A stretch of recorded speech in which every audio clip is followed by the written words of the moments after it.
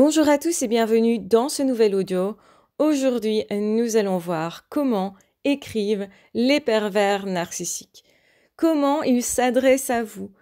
Quels sont effectivement leurs objectifs quand ils vous écrivent.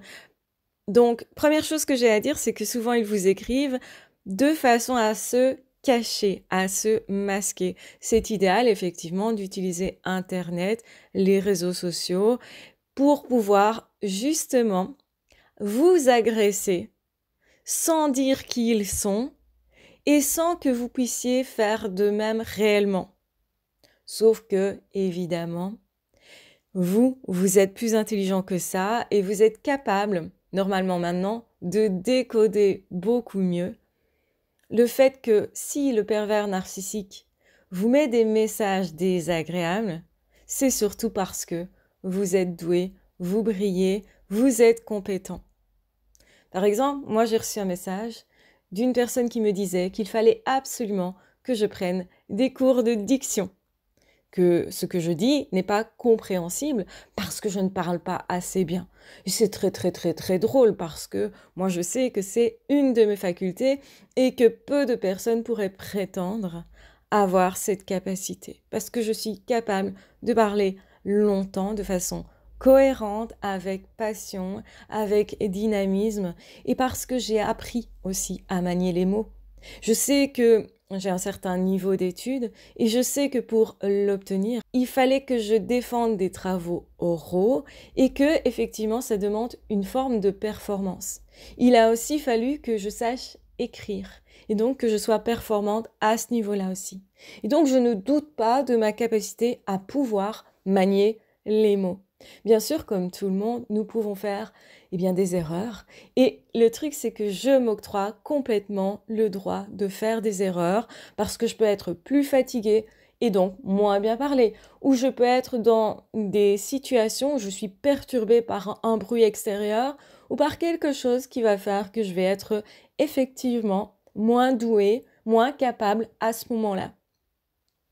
Les pervers narcissiques vont essayer de vous faire croire que vos sous-performances sont anormales, que vous n'avez pas le droit de faire des erreurs, autrement dit, et vont vous écrire de manière à ce que, normalement, cette écriture vous fasse penser que vous n'êtes pas assez bien, assez bon, et que vous devriez soi-disant vous améliorer, c'est-à-dire qu'ils vous suggèrent de cette manière que vous devriez faire des efforts. Et on est là vraiment dans le nœud de la perversion narcissique. C'est-à-dire que généralement, la plupart des personnes qui sont victimes de ça sont des perfectionnistes, des personnes qui essayent de vraiment bien faire, qui sont humains profondément, qui sont empathiques, c'est-à-dire qu'ils vont vraiment chercher à aimer l'autre, à le comprendre sincèrement, et même ils vont faire beaucoup d'efforts pour s'adapter à l'autre et pour apporter à ce qu'ils pensent être une relation quelque chose de précieux. C'est-à-dire qu'on fait du mieux qu'on peut. Et quand on a ce profil, parce qu'en fait on est très humain, parce qu'en fait on est très doué, parce que c'est une intelligence sociale que de faire ça, donc autrement dit, ce sont des personnes qui ont justement du tact, qui ont justement des compétences, et ce sont ceux-là qui vont être pris pour cible. Parce que justement, ceux-là sont plus intéressants du fait d'être très empathiques, de donner beaucoup, déjà, et aussi du fait qu'ils vont créer une jalousie chez ce pervers narcissique. Si vous n'aviez aucune qualité, le pervers narcissique ne vous choisirait pas parce qu'en fait, ils vont être jaloux de quelque chose précisément qu'ils ne peuvent développer en eux-mêmes ou qu'ils ont choisi de ne pas développer en eux. Donc de toute façon, ils voient chez vous des compétences particulières, des aptitudes particulières qu'ils vont justement critiquer, notamment dans leur écrit. Quand vous avez compris ça, vous comprenez le nœud du problème, qui est que l'autre agresse, attaque chez vous ce que vous avez de plus que les autres et non pas de moins. Ce dans quoi vous êtes doué et non pas ce dans quoi vous n'êtes pas doué. En fait, ils vont vous demander de vous conformer à une idée qui serait que vous ne devez pas faire d'erreur, que vous devez être parfait, que tout soit parfait chez vous tout le temps est quelque chose d'impossible, et donc par définition, vous ne pourrez pas justement répondre à cette demande-là. Et si vous pensez que vous devez être parfait pour être aimé, eh bien, du coup, vous aurez tendance à vous conformer. Ou si vous pensez que l'amour, c'est faire de son mieux pour l'autre, eh bien, de cette manière, il vous manœuvre, il vous manipule. Et donc, les mots qu'ils disent ne parlent pas de vous. Les mots qu'ils disent vous disent justement, si j'agresse ça, c'est que tu es doué là-dedans. Et du coup, c'est assez drôle de voir une personne qui se comporte vraiment typiquement de façon manipulatrice en m'attaquant sur ma diction, parce que c'est ce que j'utilise principalement sur mes chaînes pour vous parler. C'est ma voix que vous entendez dans un audio. Et du coup, cette personne, en fait, me dit quelque chose qui est sincère. Je t'envie pour ta facilité de dialoguer, de parler. Je t'envie vraiment parce que je vois une aptitude que je n'ai pas moi. Et je voudrais que tu doutes de ta vraie capacité. Je voudrais que tu doutes de ce dans quoi précisément tu es doué. Pourquoi ça? Parce que si tu doutes de tes aptitudes et des meilleures aptitudes que tu es, à ce moment-là, eh bien, tu ne vas pas te réaliser alors que c'est là que tu es doué, alors que c'est là que tu es efficace. Pourquoi, justement, c'est important de lire ce que vous disent les pervers narcissiques et surtout de lire ce qui n'est pas écrit. Donc, autrement dit, de décoder. Eh bien, ce qui est important, c'est que vous compreniez que cette personne, elle vous dira où vous êtes doué. Cette personne, elle vous dira où vous êtes capable et cette personne vous dira que personne ne peut être parfait. Et que donc c'est une super occasion que d'accepter le fait de faire des erreurs, même peut-être de les provoquer, parce que finalement, la vie est un jeu qu'il ne faut pas prendre trop au sérieux.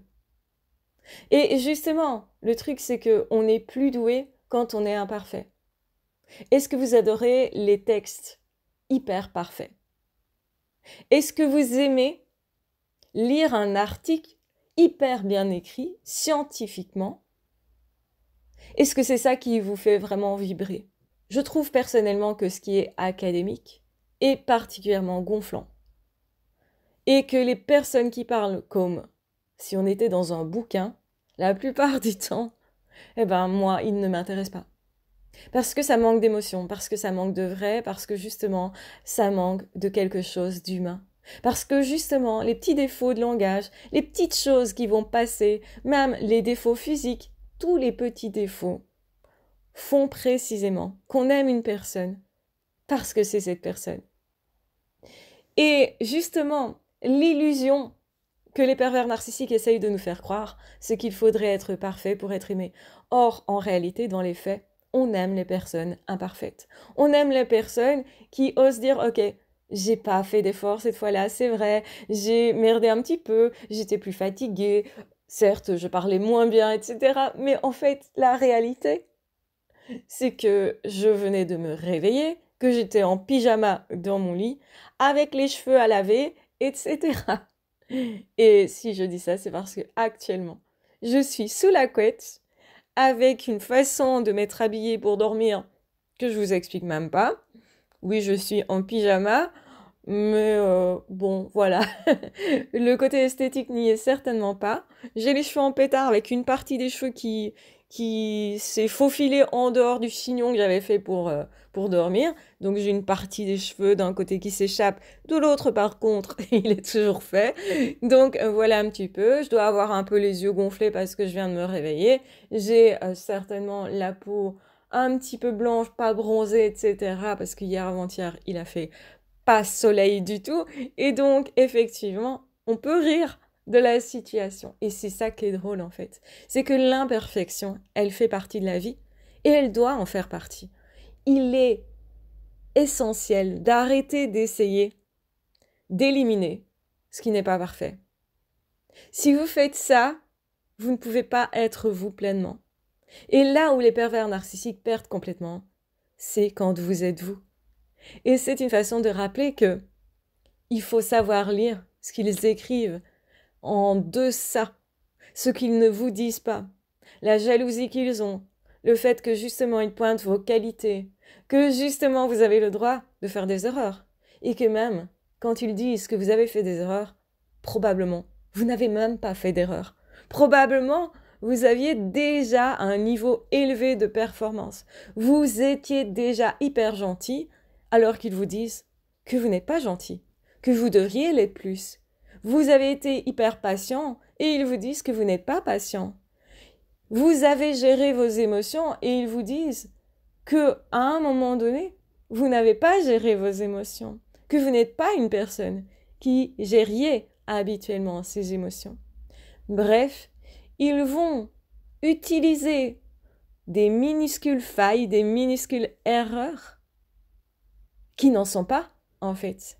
Parce que la plupart des gens n'auraient pas gardé autant patience avec eux, n'auraient pas essayé de comprendre autant, n'auraient pas été aussi généreux, n'auraient pas été aussi doués et performants. Et donc du coup, c'est drôle ce qu'ils racontent. Leur écrit parle justement de leur frustration et des règles qu'ils essayent de vous imposer, alors qu'en réalité, ces règles-là n'ont même pas le droit d'exister dans le monde parce que le monde a été créé imparfait, parce que les êtres humains ont été créés imparfaits. Donc les règles de perfection sont juste à mettre à la poubelle et ces personnes avec, finalement, parce que quand vous faites ça, eh bien, vous n'êtes pas manipulable et ils se prennent un mur, un vent qu'ils ne supporteront certainement pas. Pourquoi? Parce qu'ils ne supportent pas la moindre petite frustration. Eux, ils sont en permanence à faire des erreurs, en permanence incapables, en permanence justement au bas des pâquerettes au niveau de leur performance, quel que soit le domaine, et c'est pour ça qu'ils font tellement semblant. C'est parce qu'en réalité, ils sont sous-performants par rapport à la plupart des gens. Et quand on voit ça, et qu'on le leur montre, eh bien, ils vont effectivement devoir admettre que vous êtes tellement plus fort qu'eux, et qu'ils sont, eux, assez minables, et que finalement, le problème ne viendra jamais que d'eux. Voilà, je vous embrasse bien fort, je les aime très fort, prenez bien soin de vous. Évidemment que, les pervers narcissiques ne veulent pas qu'on vous dise ce que je viens de vous dire, qu'on vous montre ce que je viens de vous montrer, par un exemple en plus.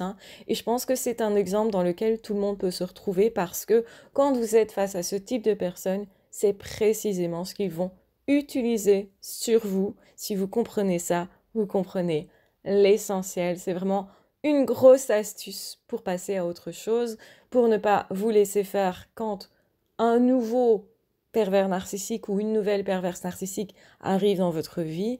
Ça peut être très rapide. Vous pouvez très rapidement les détecter par à peine quelques messages, à peine quelques mots finalement, parce que ces attaques gratuites-là n'ont rien à faire, n'ont rien de normal, justement, sur votre travail par exemple, ou sur votre soi-disant comportement.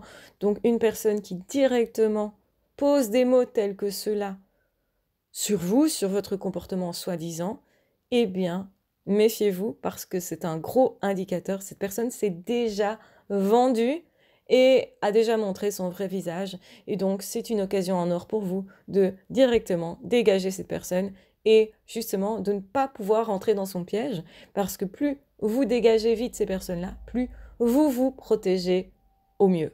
Voilà, je vous embrasse bien fort, je vous aime très fort. Prenez bien soin de vous. Ah, ciao, bye bye.